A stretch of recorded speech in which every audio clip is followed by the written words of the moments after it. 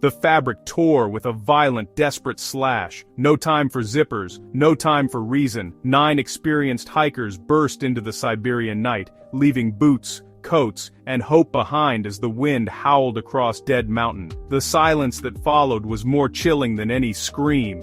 A silence filled with questions that would echo for decades.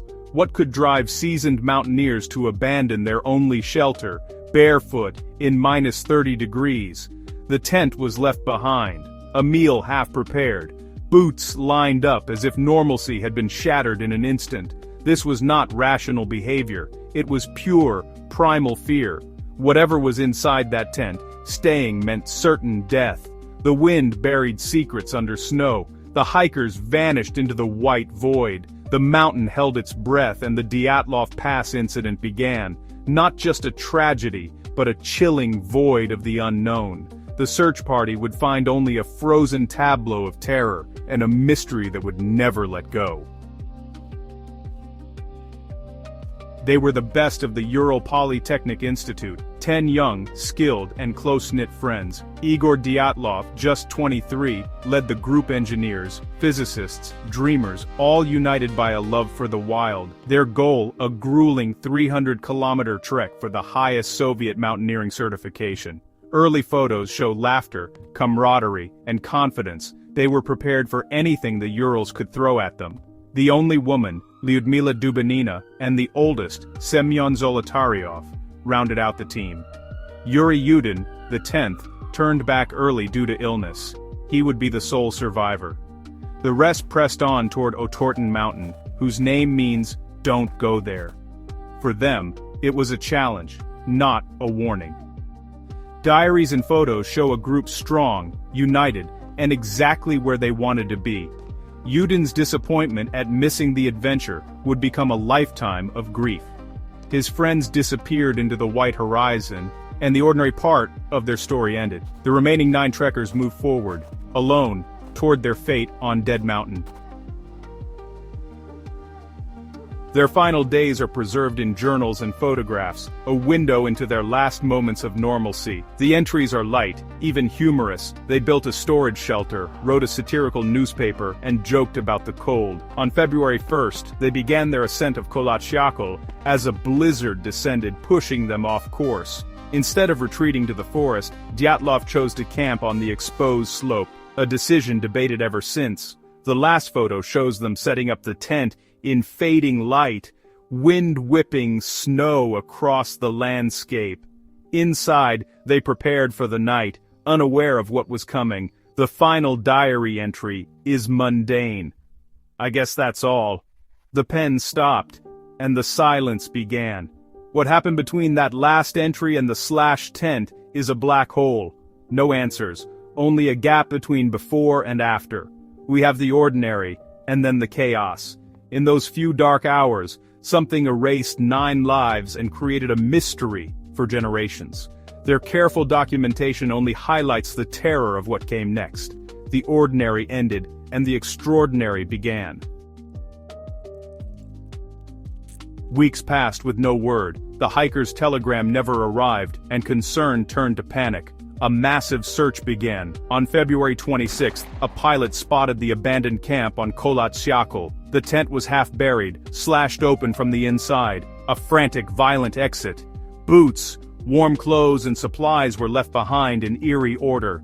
Why would 9 experienced hikers cut their way out and flee into a blizzard, underdressed and barefoot? The evidence pointed to a sudden, overwhelming threat, one that bypassed all training and reason. The group didn't untie the entrance or put on boots, they simply had to get out immediately. From the tent, a single set of footprints led down the slope, calm at first, then lost to the snow. Some were barefoot, others in socks, one with a single felt boot. The footprints continued for 500 meters, a silent testament to their final journey. The slashed tent was the first chapter, the trail of footprints, the next. The searchers were left with more questions than answers. The mountain's enigma deepened. The footprints led to a sparse patch of woods, where the first grim discovery awaited. Under a pine tree, the bodies of Yuri Doroshenko and Yuri Krivonishenko lay near a small, futile fire. Stripped to their underwear, hands and feet burned. Broken branches above suggested a desperate climb for survival. Between the tree and the tent, 3 more bodies, Dyatlov, Kolmogorova and Slobodin, frozen in poses of desperate return. Slobodin had a skull fracture, but all 5 died of hypothermia. Why were the first 2 so poorly dressed? Why did the others try to return? The orderly retreat had devolved into scattered chaos. The evidence told a fragmented, confusing story. The remaining 4 hikers were missing. The snow deep. The search hampered. Initial autopsies called it non-criminal, just freezing to death. But the slashed tent, scattered bodies, and sense of fear defied simple explanations. The mountain was not giving up its secrets. The mystery only grew. In May, as the snow melted, the last 4 hikers were found in a ravine, better dressed, having taken clothes from the dead. Their injuries were shocking. Thibaut Brignol had a crushed skull, Dubinina and Zolotaryov, massive chest trauma, like a car crash, but with no external wounds. Dubinina was missing her tongue, eyes, and lips, officially blamed on decomposition, but unsettling nonetheless. Some clothing was radioactive, adding another layer of mystery. No sign of struggle, no evidence of another party. The case was closed. Death by a compelling natural force. The files were classified, the families left with no answers. The internal trauma without external wounds remains the most disturbing aspect. The official explanation satisfied no one. The puzzle only deepened. The most accepted theory is a slab avalanche. The hikers, cutting into the snowpack, may have triggered a delayed slide that partially buried the tent, creating panic and a desperate escape. The crushing weight could explain the internal injuries, the frantic slashing a bid for survival. Disoriented and underdressed, they walked down the slope, trying to escape the danger zone. Modern simulations support this scenario, explaining many details, the camp location, injuries, and panicked exit. But critics point out the slope wasn't steep enough, and there was no clear avalanche evidence. The footprints weren't covered, the tent not fully buried. The theory doesn't explain the missing tongue, radiation, or reports of strange lights. For some, the avalanche theory is too neat for such a strange case. The story resists easy answers. Where science falters, speculation thrives. Some believe a secret military test caused the tragedy. Strange lights, radiation, and government secrecy fuel this theory. Perhaps the hikers stumbled into a test zone, victims of a blast wave or radiological weapon, followed by a cover-up. Others suggest a creature unknown to science. A Russian Yeti, perhaps, explaining the injuries and desperate climb. There's no evidence for monsters, but the idea persists. Paranormal theories abound. UFOs, infrasound-induced panic, even gravity anomalies. Infrasound generated by wind can cause irrational terror, maybe enough to drive the group from the tent. Each theory tries to fill the void, offering narratives where facts run out.